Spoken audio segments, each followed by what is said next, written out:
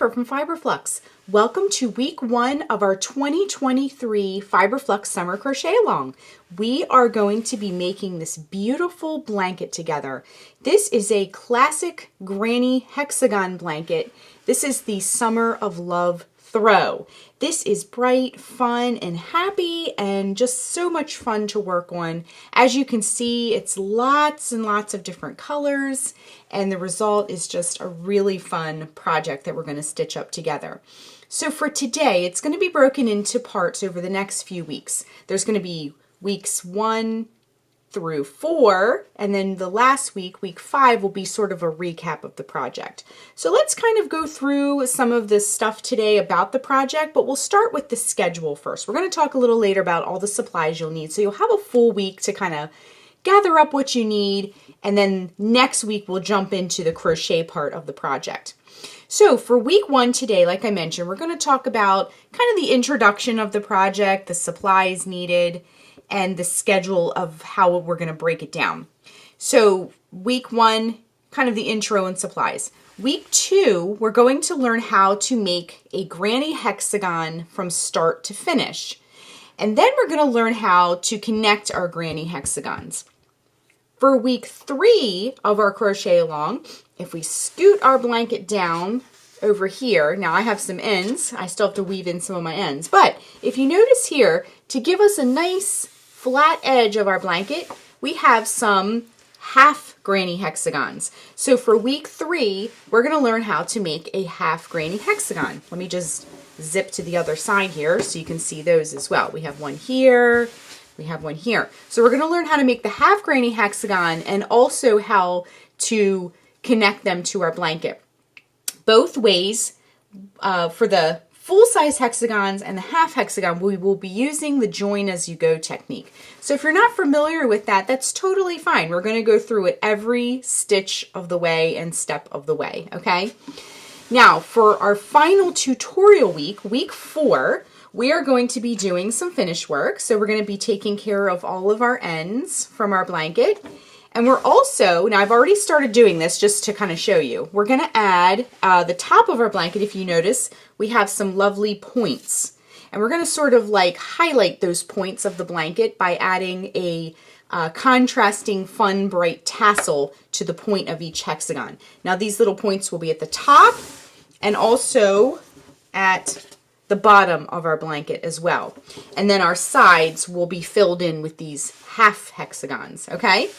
Now, for week 5, I always like to wrap up our projects by doing a recap post. So a lot of you like to make this project and then maybe come back later and make another one and just kind of have it handy. So I like to put all the parts of the tutorial, the introduction, the supplies, the sizing, the hexagon, the half granny hexagon, and I like to put it all on one post. This is what we do for all of our seasonal crochet alongs like this.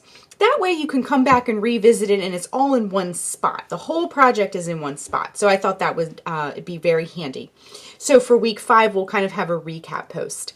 So without further ado, let's move on next to some of the sizing and some of the supplies that you're going to need. It's going to be really easy. This is a wonderful, wonderful stash busting project. This is kind of how I'm treating this project.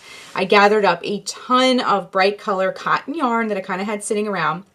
I know some of you, when I shared this on social media, were saying you wanted to order specific colors. So you could do a fun kind of rainbow version that I'm doing here, or you could kind of limit your palette a little bit more and just choose a few colors. It's totally up to you, and that's really the beauty of our crochet alongs, is really seeing what everybody's going to come up with. So let's move on to the intro and supplies. And as a side note, the links below, you can join our Ravelry crochet along group and our Facebook crochet along group. That's where you can connect with other makers of the crochet along, ask questions, kind of show off what you're doing, maybe ask some color pairing questions. And there's a lot of people who are very helpful. It's a very positive place. So Ravelry and Facebook groups, the links are down below.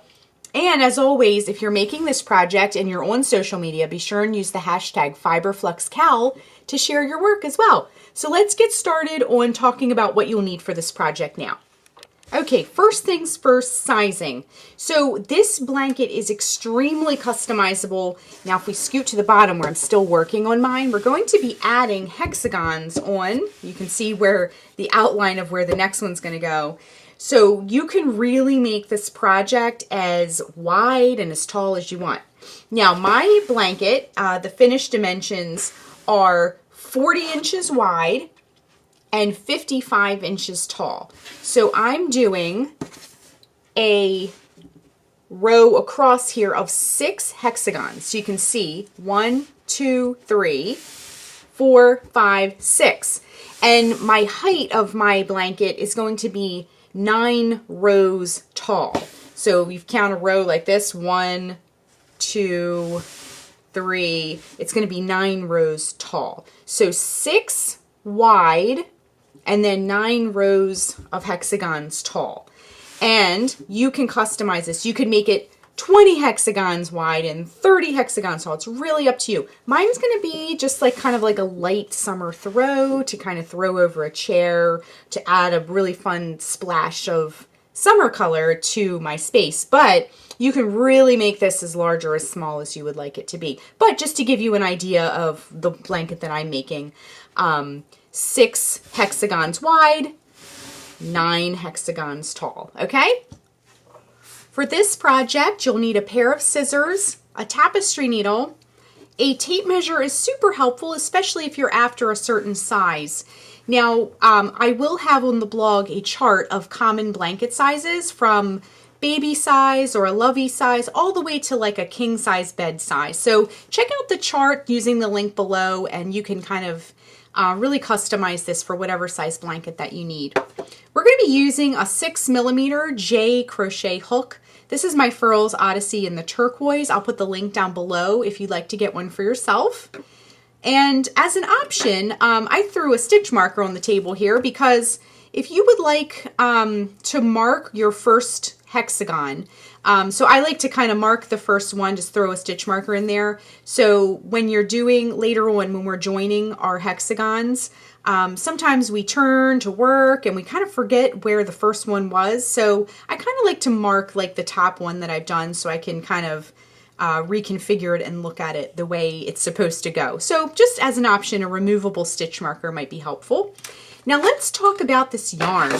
All these beautiful colors that I have here. Now I went through my stash, as you can see, and I gathered up all these fun colors of dishcloth yarn. This is all cotton yarn.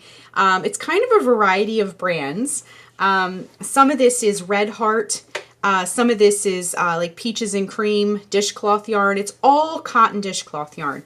So this is really a wonderful project for using up some scrap yarn or honestly, the cotton dishcloth yarn in the stores is very affordable. So you could get a bunch of different colors that you like. They also make variegated colors and self-striping of this kind of yarn, but I really wanted to grab a bunch of solid colors because we're going to make each hexagon a different bright color. So I have some Lion Brand Pima cotton. I have some Peaches and Cream dishcloth yarn, some Red Heart Scrubby Smoothie, which I think has been discontinued, but you can still get it in some places. But all of these brands and other brands you can use. I've made a full list of different dishcloth yarns that will work together for this project. So using the link below, hop on over to the blog and there is a full list of all the different dishcloth yarns that would work well for this project. I usually get a lot of questions about substituting yarn, and because this is such a wonderful like stash busting project, I did put a nice list on there of all the different dishcloth yarns you can use for this. And using this cotton yarn, it's very soft and obviously it's very bright, but it's also very easy to find in the craft stores, and using the cotton for this summer throw would be just a lovely light and cool throw for the summer and add like a really fun splash of summer color to your home. So that concludes week 1 of our Summer of Love throw. So now we have all the information that we need for yarn, hook, sizing, everything you need to know. So next week when we begin week 2, we're going to jump right in and start learning about the full-size hexagon. For the week after that, week 3, we're going to scoot this over so I can show you. We're going to learn about the half size hexagon, and that will fill in the sides of our blanket. For week 4, we're going to learn about our finish work and adding some tassels onto the top points of our blanket. So I will see you next week. We're going to jump right into the crochet part and learn how to crochet this hexagon. As always, use the hashtag FiberFluxCal to share your work, and be sure to join the Ravelry group and the Facebook group for our crochet alongs. The links are down below. Stop in and say hi, show off what you're doing. It's a wonderful community both places. I will see you next week for week 2. Thanks so much for watching, and be sure and click the subscribe button to get all the latest FiberFlux video updates. Thanks again.